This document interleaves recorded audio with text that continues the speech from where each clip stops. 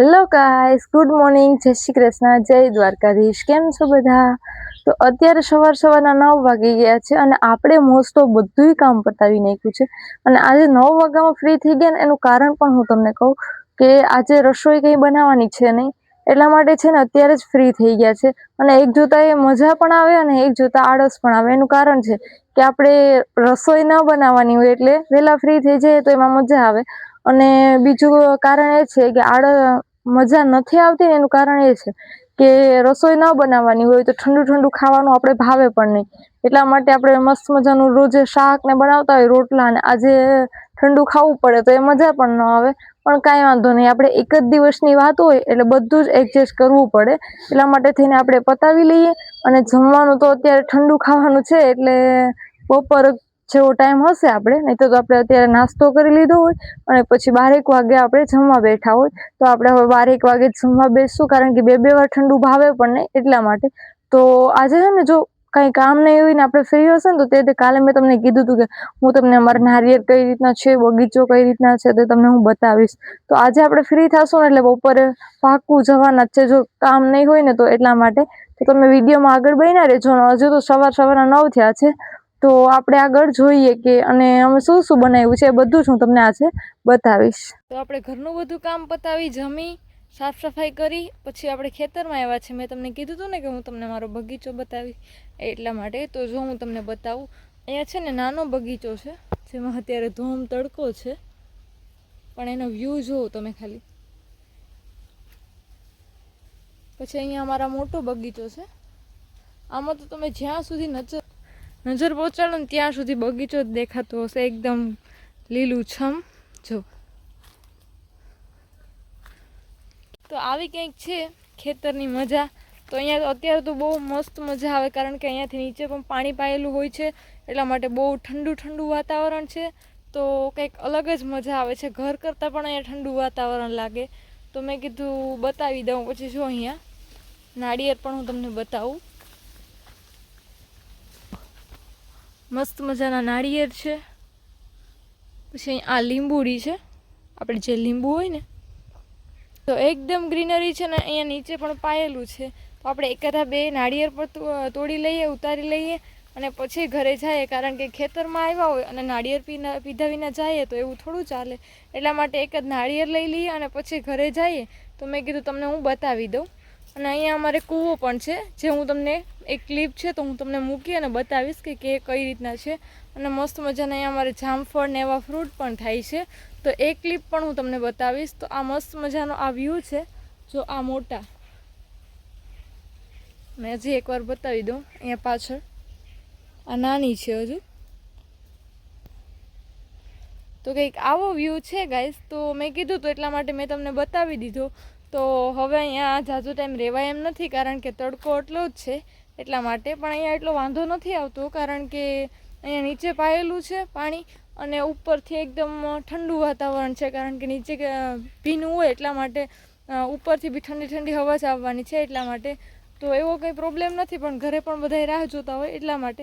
તો જો આ કંઈક છે, તમે જ્યાં સુધી નજર પહોંચે ને ત્યાં બધીમાં બગીચો જ છે, આમ પણ અને આ બાજુ પણ। તો આપણે ઘરે હોય ને તો પણ કંઈક બહુ મસ્ત મજાની મજા આવે। તો આમ અહીંયા અમારા બાજુનું ખેતર છે ને ત્યાં પણ બગીચો જ છે। જો હું તમને આ જો આ મોટી છે, આ પણ અમારે જ છે, અને અહીંયા એની પાછળ છે ત્યાં બી બગીચો જ છે। અને અહીંયા આપણે આ થોડા ચણા હતા તો એ ચણા છે। તો ફરતી સાઈડ બગીચો જ છે, એટલે એકદમ ભલે પવન ઓછો આવે પણ એકદમ ઠંડુ વાતાવરણ રહે, કારણ કે બગીચો એકદમ પાયેલો હોય, ભીનો ભીનો હોય, તો પવન પણ ઠંડુ ઠંડુ જ આવવાનો છે। ભલે ઓછો પવન આવે પણ સારો આવે, એ વસ્તુ સાચી છે। તો ચાલો હવે આપણે ઘરે જઈએ। તો પહેલાં આપણે બે નાળિયેર લઈ લઈએ અને નાળિયેર લઈને ઘરે જઈએ, કારણ કે અમે કઈ રીતના કરીએ કે નાળિયેરનું પાણી કાઢીએ અને થોડીવાર ફ્રીજમાં મૂકી દઈએ, તો એ મીઠું અને ઠંડુ બંને લાગે એટલા માટે। તો આપણે પહેલાં નાળિયેર લઈ લઈએ। તો હું નાળિયેર પાડવા ગઈ ને ક્યાં જોઈ તો સીડી ગાયબ હતી, એટલા માટે આપણે સીડી ગોતી લઈએ। તો જો અહીંયા સીડી, તો આપણે પહેલાં સીડી લઈ લઈએ, કારણ કે એટલું તો આપણાથી અંબાઈને ઊંચા છે એટલે તો સીડી ઉપર જ ચડવું પડે। તો પહેલાં સીડી લઈ લઈએ અને પછી આપણે નારિયેળ પાડી લઈએ અને પછી ઘરે જઈએ। નાળિયેર પારી લીધું છે. અહીંયા મસ્ત મજાની સીડી મૂકી. અહીંયા આ નાળિયેર મેં તમને બતાવ્યા હતા ને, એમાંથી એક આપણે ખેંચી લીધું, આપણે પાડી લીધું. તો જો આ મસ્ત મજાનું નાળિયેર છે. તો હવે આપણે લઈ અને આપણે ઘરે જઈએ. કોઈને બધાને પૂછ્યું તો બધા કે મારે નથી પીવું. તો મેં કીધું આપણે તો પીવા માટે રાજી જ હોય, એટલા માટે ચાલો આપણે ઘરે લઈ લઈએ અને પછી આપણે થોડી વાર એને ફ્રીઝ થવા માટે મૂકી દઈએ. તો હવે ઘરે જઈએ, કારણ કે નાની નારડીમાં છે ને બહુ તડકો લાગે, એટલા માટે. તો જલ્દી ઘરે વયા જઈએ. જય દ્વારકાધીશ. કેમ છો બધા? આ વિડીયોમાં તમારું સ્વાગત છે.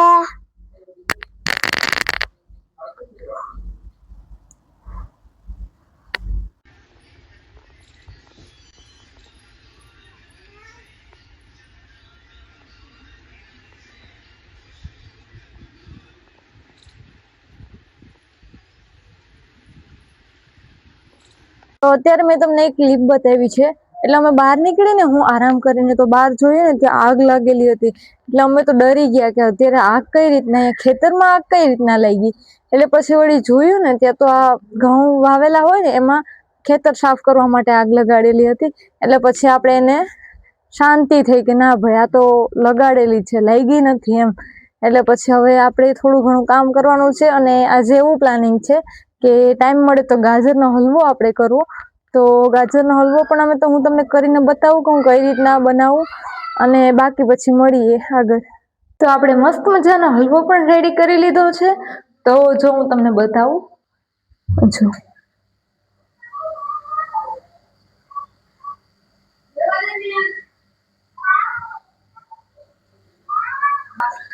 તો મસ્ત મજાનો હલવો પણ આપણે રેડી કરી લીધો છે. તેને ખમણવામાં થોડીક વાર વધારે લાગે, પછી ચડવામાં પણ અડધી કલાક 1.5 કલાક જેવું કામ છે, ધીમા કરીએ તો. એટલા માટે હલવો આપણે બનાવી લીધો છે. પહેલા થોડો જ બનાવ્યો, કારણ કે આપણે પહેલી વાર બનાવતા હતા ને તો મેં કીધું કેવો બને કંઈ આઈડિયા નથી, એટલા માટે આપણે થોડો જ બનાવ્યો. પછી એવો હશે તો વધારે બનાવશું. અને બાકી તો આજે પાણીપુરી ખાવાનું પ્લાનિંગ છે. તો પાણીપુરી ઘરે બનાવીને વેચાતી. મેં તમને કીધું હતું ને કે આપણે પાણીપુરી તો બનાવવાની છે અથવા લેવાની છે. પાણીપુરી ખાવી એ ફાઇનલ છે. એટલા માટે અમે ગયા ને તો પાણીપુરીમાં છે ને મેં ઘડીક વાર ટ્રાય કરી, પણ થોડુંક મોડું થઈ ગયું હતું ને એટલા માટે પાણીપુરી ઘરે આવીને બનાવવી પોસિબલ નથી, કારણ કે પછી બધાય ભૂખ લાગે ને એટલા માટે ટાઈમ ન રહે એટલા માટે. તો પછી હે ને ત્યાં જોયું ને તો એક પાણીપુરી વાળા ભાઈ હતા, 2 જગ્યાએ હતી. તો એક જગ્યાએ તો આપણે આઈડિયા હતો કે કેવી પાણીપુરી મળે, પણ બીજી જગ્યાએ મેં કીધું આપણે ટેસ્ટ કરી લઈએ. તો ત્યાં ટેસ્ટ કર્યો ને તો 1 નંબર બેસ્ટ રિઝલ્ટ હતું પાણીપુરીનું. તો મેં આપણે ત્યાં પેલા ટેસ્ટ કરી, અને ટેસ્ટ કરીને પછી ત્યાંથી આપણે પાર્સલ કરાવી પાણીપુરી. તો ઘરે લઈ આવ્યા, અને ત્યાં છે ને ત્યાં અમે ટેસ્ટ કરતા હતા ને તો પાવભાજી ત્યાં ભાઈ કરતા હતા. તો પાવભાજીનું છે ને સ્મેલ એવી આવી ને કે આપણે ન ખાવી હોય ને તો પણ ખાવાનું મન થઈ જાય. એટલા માટે અમે પાવભાજી લઈ આવ્યા અને પાણીપુરી લઈ આવ્યા. તો જો હું તમને બતાવી દઉં. અહીંયા જો આ પાવભાજી છે, આ પાણીપુરીનો મસાલો છે, એમાંથી અડધી તો ખાઈ ગયા છે. આ ડુંગળી છે, આ પાવ છે, આ પાણીપુરીની પૂરી છે, અને આ ગાજરનો હલવો છે જે મેં તમને બતાવ્યો હતો. અને આ છાશ છે, અને આ છે ને આપણે મસાલા પૂરી માટે છે ને બધું મસાલો છે. તો બીજું બધું તો જમવાનું છે, ગાંઠિયા ને એવું બધું, પણ એ બધું છે ને અત્યારે ભાવે નહીં, એટલા માટે, કારણ કે સવારે પણ ખાધું હોય એટલા માટે. અને ભજીયા હજુ બાકી છે, ભજીયા થાય છે, મારા મમ્મી ભજીયા બનાવે છે. તો બધું જ રેડી થઈ જાય ને પછી આપણે જમવા બેસી જઈએ. અને ભજીયા ને એવું બધું તો અત્યારે ઓછું ભાવે, પણ બધાને ભાવે એટલે ભજીયાને આપણે એવું બનાવી નાખીએ. અને બાકી તો આટલું જમવાનું છે. ગાંઠિયા ને એવું બધું નોર્મલી કહેવાય. એટલે મેં કીધું આપણે પાવભાજી ને એવું લઈ આવીએ ને તો અત્યારે, કારણ કે તીખું ખાવાનું મન પણ થાય, અને આપણે રોટલા ને એવું બનાવાય નહીં, એટલા માટે બધો પ્રોબ્લેમ હોય. એટલા માટે આપણે પાવભાજી લઈ આવ્યા અને પાણીપુરી. અને પાણીપુરીનો ટેસ્ટ તો એટલો મસ્ત છે ને કે આપણે ન ખાવી હોય ને તો પણ ખાવાનું મન થઈ જાય. તો ચાલો પહેલા આપણે જમી લઈએ.